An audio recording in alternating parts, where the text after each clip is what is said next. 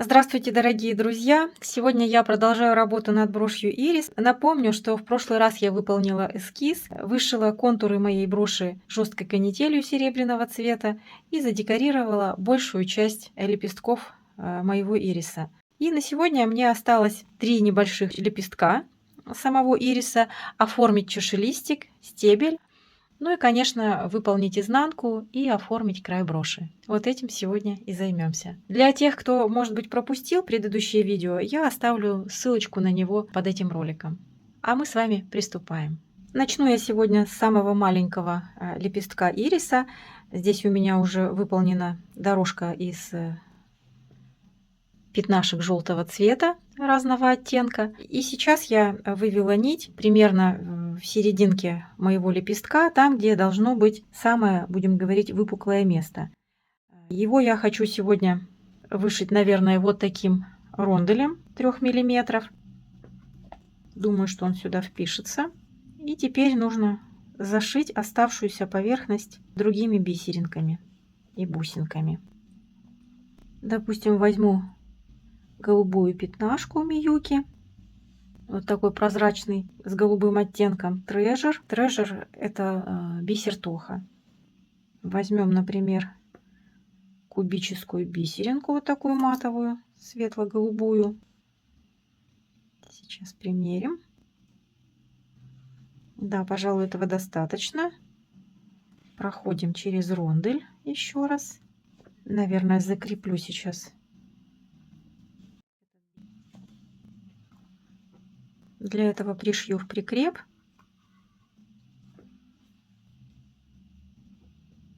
Пройду вот так вот между каждой парой бисеринок, притягивая тем самым бисерную дорожку к фетру.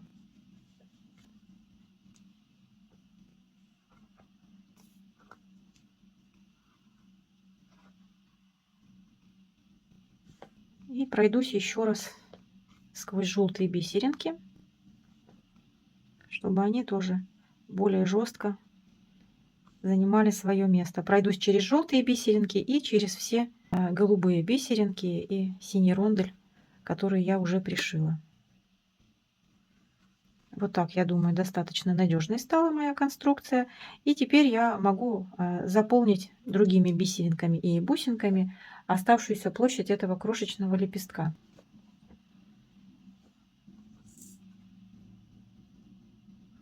Например, можно дропс вот такой синий сюда пришить. Вот как раз он сюда отлично становится, занимая всю оставшуюся площадь фетра. Сейчас пришью, если понадобится, можно будет у самой канители добавить еще пятнашку, если останется место. Ну вот думаю, что нет в этом никакой необходимости. Например, вот такую бисеринку сейчас пришьем. Это у меня 10 размер бисера. Сюда же, допустим, пришьем, например, вот такую пятнашку синюю. Пройдем еще раз через эту бисеринку.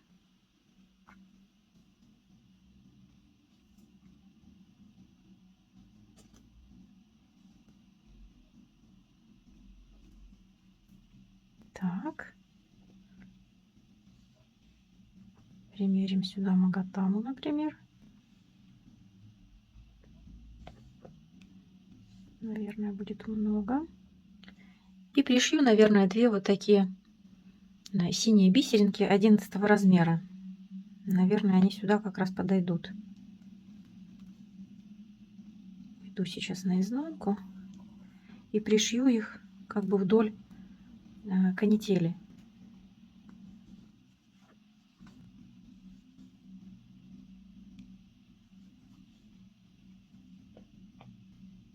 Вот так неплохо, по-моему, будет. Сейчас посмотрим.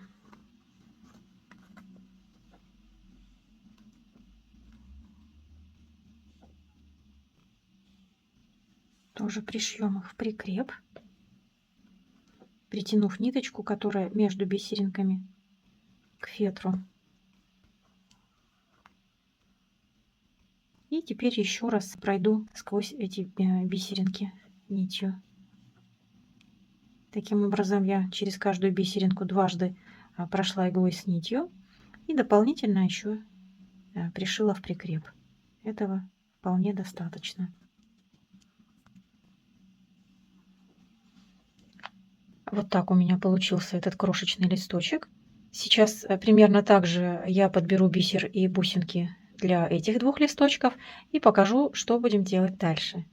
Ну что ж, с этим листочком я закончила и решила немножко показать, как я декорирую вот такие листочки, которые совсем небольшие с одной стороны, а с другой стороны имеют довольно сложную форму. Я хочу вам сказать, что когда я декорировала вот этот листочек, мне даже пришлось выпороть вот здесь кусочек канители, она вот сюда у меня была пришита, и придать ей новую форму для того, чтобы вот этот лепесток получился таким более естественным, что ли. Видите, как я здесь поступила? Я обшила по контуру бисером подходящего цвета и размера. Ближе к центру у меня более светлый и более мелкий бисер. К краю лепестка бисер становится темнее, крупнее. Вот в этом месте у меня такая выпуклость, и мне кажется, что смотрится это достаточно симпатично. Ну, а вот здесь дорожки бисерные, я просто их подобрала по цвету и по размеру так, чтобы это смотрелось приятно глазу, да.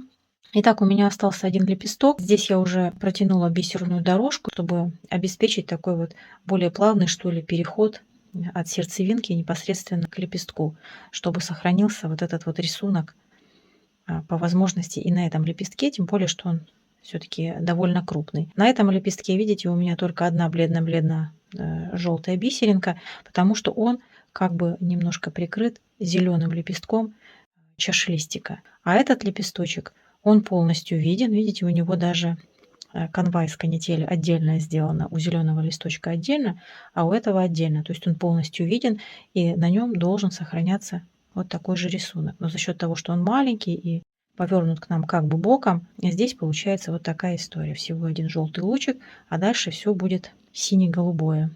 Итак, я вывела нить максимально близко к вот этой бисерной дорожке желтой. И сейчас буду из этого уголка набирать бисер. Набирать буду с самого мелкого. Возьму вот так сначала 2 голубые бисеринки, пятнашки. То есть вот 2 бисеринки я пришила. Следующие бисеринки у меня будут, наверное, вот такие прозрачные голубые. Это трежерс уже у меня, то есть они покрупнее идут. Опять выхожу между 2 бисеринками, которые я только что пришила. Прохожу через последнюю из них. Наберу, например, теперь еще одну такую же прозрачную голубую и одну вот такую уже серо-голубую. Она более насыщенный цвет имеет. Если я пришью какое-то количество бисера и пойму, что мне не совсем подходит тот переход, который получился, значит, я просто распущу то, что я пришила, и исправлю тот кусочек, который мне не понравился. Думаю, что можно еще одну такую серо-голубую взять и взять еще одну такую, тоже серо-голубую, но в ней еще больше серого присутствует. Потому что я приближаюсь к краю лепестка, и он должен становиться у меня несколько темнее. Понятно, что ирис в природе бывает самых разных оттенков, но вот в моем случае я выбрала именно такой вариант ириса, у которого лепестки по краям темнее, чем в центре. Опять выхожу между бисеринками, прохожу через последнюю из них, наберу, наверное, еще 2 такие же серо-голубые, как я только что набрала последнюю бисеринку. Видите, какой переход у меня? Вот от голубого, потом такой полупрозрачный, дальше все более и более насыщенный цвет у меня получается. Опять между бисеринками. Не обязательно набирать по 2 бисеринки, можно набирать и по одной, как вам удобнее. Кто-то по 3 набирает. Мне вот удобнее по 2. Ну и, пожалуй, я уже могу переходить к еще более темному бисеру. Такой трежер у меня есть, синий радужный. Думаю, что он здесь будет уже уместен. Если, может быть, бисер где-то недостаточно плотно прилегает у меня к канители, я исправлю эту ситуацию, когда буду проходить в обратном направлении, пришивая все бисеринки еще и в прикреп. Все это делается просто по вашему цветоощущению. Вот как вам кажется, что будет красиво, так и нужно делать. Не получается, значит, распарывать и переделывать до тех пор, пока не получится то, что вам будет приятно глазу.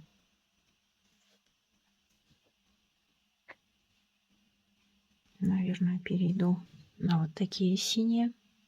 Они уже матовые и такие почти непрозрачные. И это уже круглый бисер 11 размера. А теперь на повороте нужно посмотреть, какая бисеринка мне подойдет сюда по размеру. Либо я возьму трежер, который только что пришивала, либо можно взять пятнашку вообще. Пятнашка будет слишком резкий переход.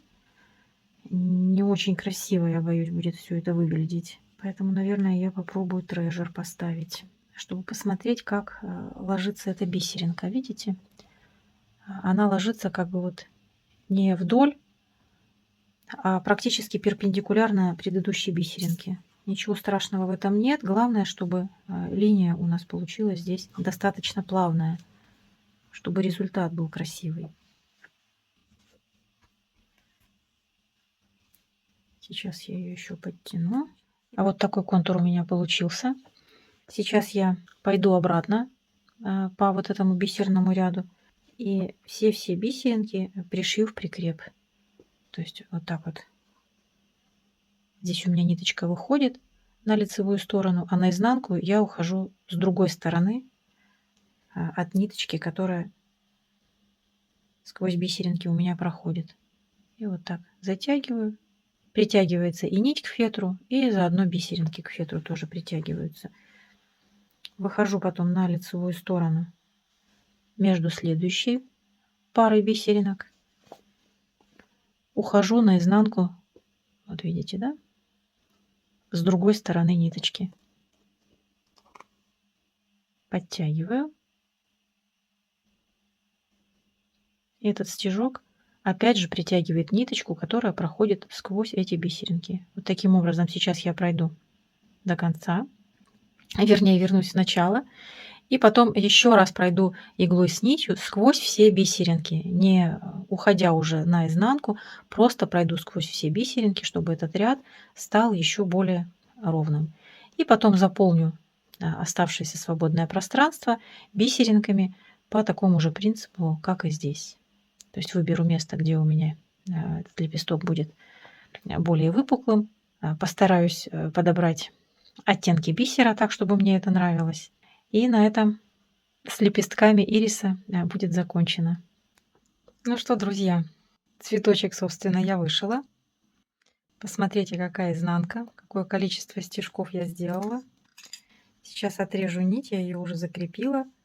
Кстати, я совершенно забыла сказать о размерах броши, поэтому большое спасибо одной из моих подписчиц, которая задала мне этот вопрос в комментариях. Размер броши сейчас 6 сантиметров в ширину, по высоте вот от верхушки до вот этого места 7 сантиметров. Продолжать я буду завтра, потому что уже совсем поздно, во-первых. Во-вторых, после выхода первой части у этой броши сразу же появилась заказчица, и мне нужно согласовать с ней, как будет оформлена нижняя часть броши. Поэтому я отправляюсь отдыхать, а вы уже через пару секунд узнаете, на каком варианте оформления вот этой части броши мы остановились. Ну что ж, я продолжаю на следующий день. Остановились мы вот на таком варианте оформления нижней части цветка. Договорились, что стебель будет у нас гибким, и будет он оформлен просто свисающими вот такими стразовыми цепочками. Что же касается чашелистика, то для его оформления я буду использовать вот такой кристалл в форме навет или конский глаз, еще такую форму кристалла называют. Размер у него примерно 5 на 10 миллиметров. Кому нужно точнее, я под видео оставлю ссылочку. Покупала я эти кристаллы на AliExpress вот в таком миксе.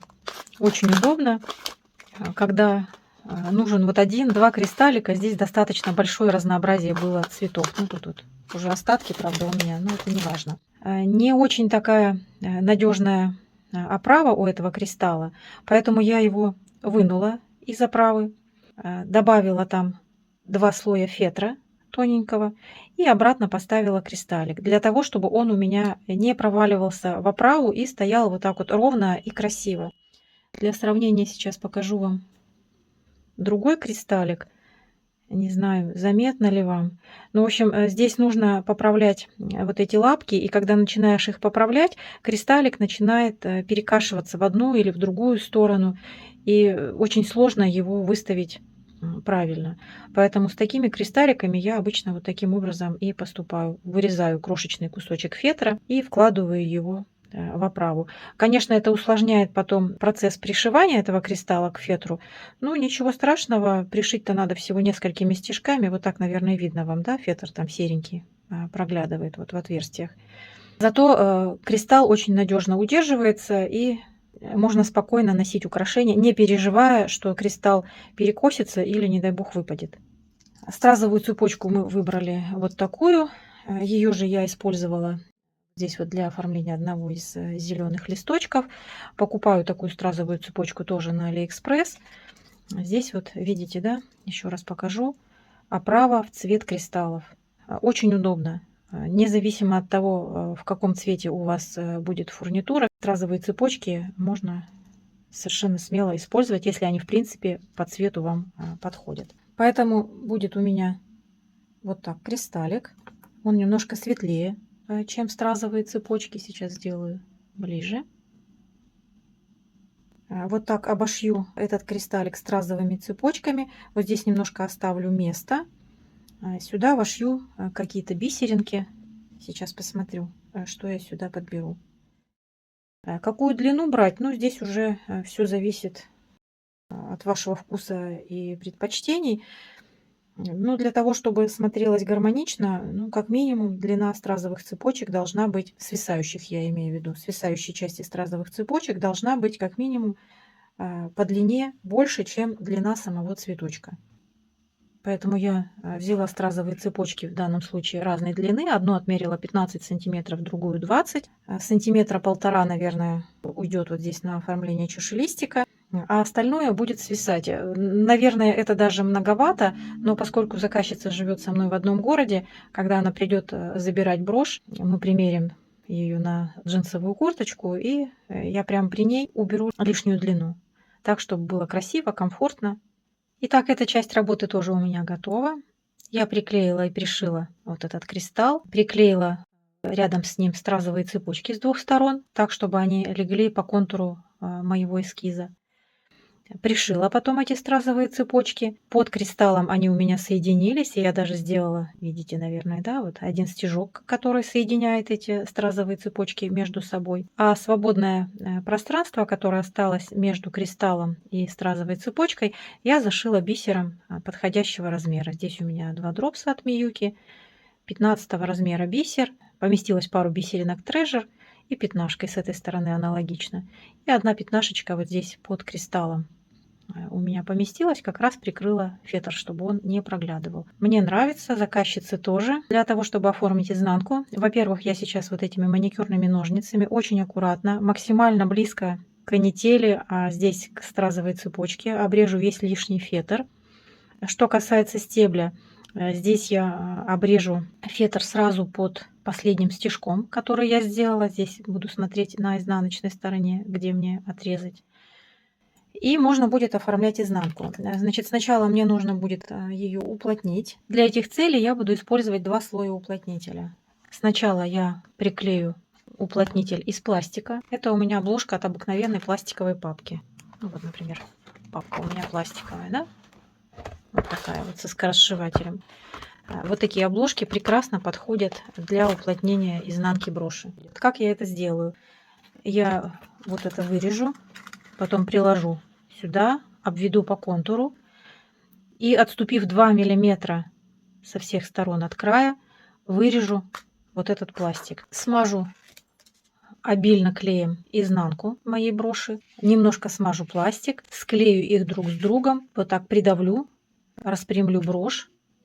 И придется мне немножко подержать, потому что здесь у меня кристалл, здесь у меня кристалл, здесь жемчужина выступает, то есть просто под пресс положить мне будет достаточно сложно. Несколько минут подержу, оставлю, чтобы подсохло минут на 15-20, и потом точно такой же слой уплотнителя вырежу из картона. Картон я сегодня буду брать тонкий, потому что он мне нужен не в качестве уплотнителя, а только лишь в качестве выравнивающего слоя, потому что под этим картоном у меня будет замочек для броши. Если бы я не использовала пластик, то тогда для уплотнения изнанки я воспользовалась бы более жестким картоном. Обычно я для этих целей использую такие обложки от блокнотов. Блокноты заканчиваются, обложки я всегда оставляю.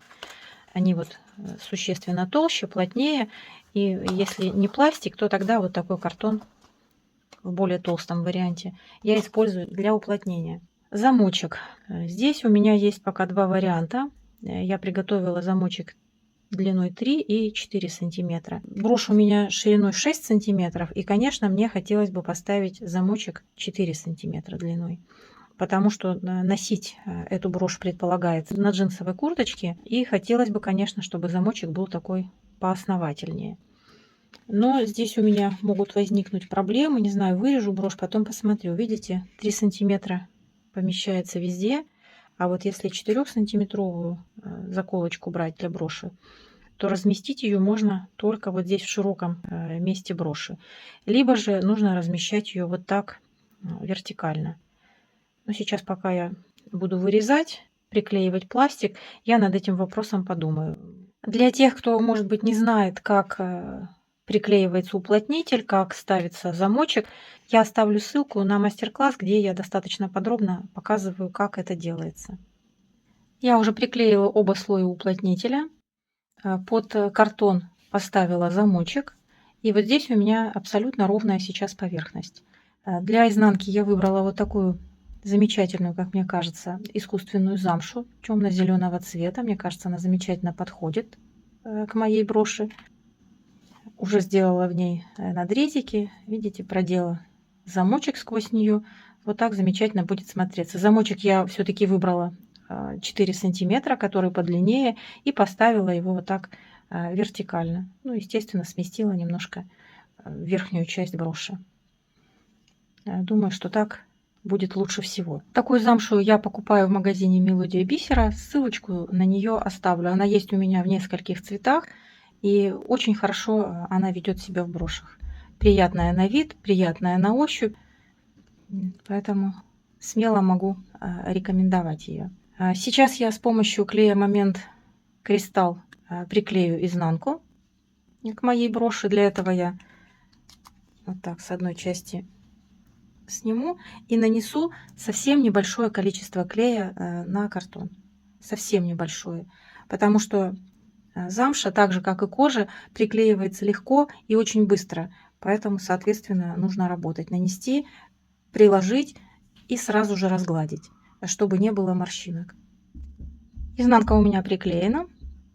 Могу застегивать замочек, чтобы нечаянно не уколоться. И теперь я опять же возьму маникюрные ножницы и обрежу всю лишнюю замшу. Но в отличие от картона и пластика, я буду вырезать таким образом, чтобы у меня оставался небольшой припуск. Буквально 1 миллиметр, может быть даже чуть меньше.